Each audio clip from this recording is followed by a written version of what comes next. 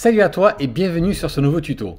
Aujourd'hui nous allons parler de l'outil Plume, qui je pense, avec ces quelques astuces, devrait te faciliter la vie pour le détourage ou le dessin. Allez, pas de blabla, du résultat, c'est parti. Nous allons utiliser plusieurs styles de plumes afin que nous puissions voir les différences entre elles. On commence donc par sélectionner l'outil Plume et nous allons essayer de faire un tracé autour de cet ovale jaune.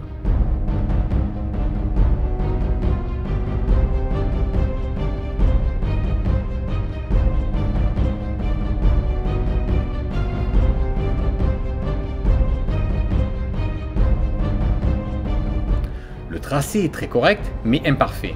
C'est normal, c'est une succession de droites que l'on ajoute les unes derrière les autres. Voyons donc une autre technique. On revient sur l'outil Plume et on sélectionne Plume libre. On essaie un tracé donc à main levée.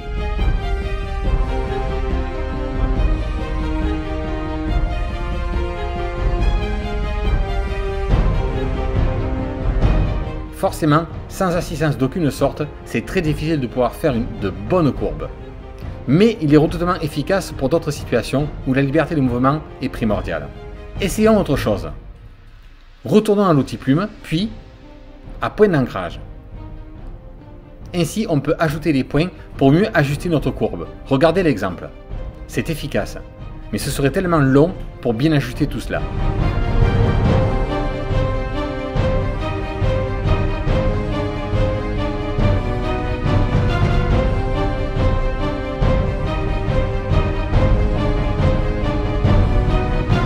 Alors essayons encore autre chose.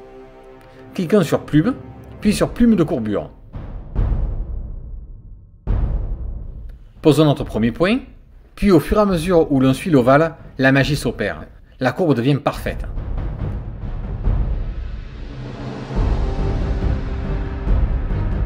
En rendant active notre sélection, regardez cela. Nous avons pu reproduire une ellipse parfaite. Si on revient sur le tracé et que nous sélectionnons l'outil point d'ancrage, eh bien vous voyez, on crée de nouveaux points.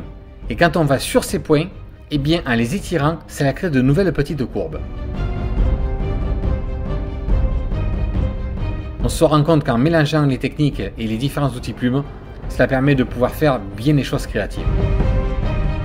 Passons du concret, un détourage avec toutes les possibilités que l'outil Plume nous propose. On sélectionne donc l'outil Plume et on commence le tracé.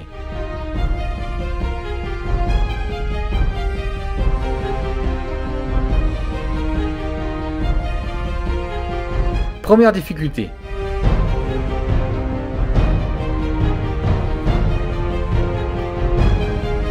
Les premières difficultés surviennent avec l'arrondi des feuilles.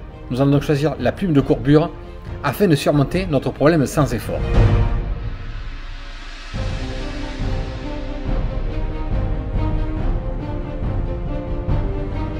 Vous voyez comme cela a pu parfaitement épouser les formes. Cet outil est vraiment génial. On peut repasser à l'outil Plume standard. Zut, je suis allé trop loin dans la sélection. On va revenir un petit peu en arrière.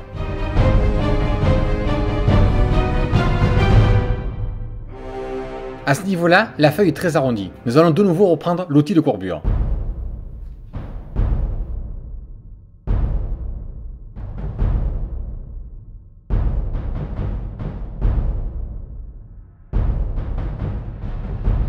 Puis on revient à la plume standard.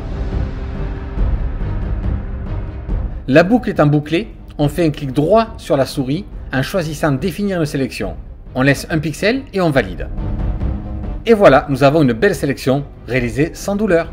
Ce tuto est enfin terminé, j'espère qu'il vous facilitera la vie comme il me la facilite. À la semaine prochaine, salut!